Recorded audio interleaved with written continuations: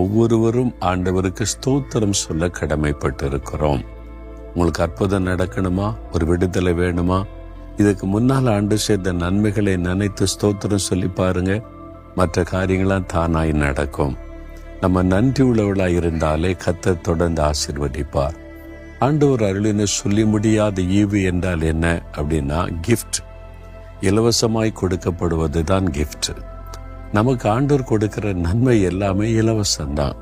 முக்கியமாக எபேசியர் 2:8 வாசிக்கும் போது, அதாவது ரட்சிப்பு என்பது தேவன் அருளின ஈவு, கிஃப்டாக நம்ம கொடுக்கப்படுகிறது என்று சொல்லப்படுகிறது. உண்மைதானே? நம்முடைய பாவம் மன்னிக்கப்பட்ட ஒரு சந்தோஷம். நம்ம காசு கொடுத்து வாங்கினோமா, என் பாவம் மன்னிக்கப்படணும், இவ்வளோ காசு தந்துடுறேன், 1 லட்ச ரூபா கொடுத்துறேன், என் பாவத்தை மன்னிச்சிருங்க, ஒரு 10 லட்ச ரூபா கொடுத்துறேன், பாவத்தை மன்னிச்சிருங்க, நீ பாவம் மன்னிப்பை வாங்க முடியுமா? வாங்க முடியாது.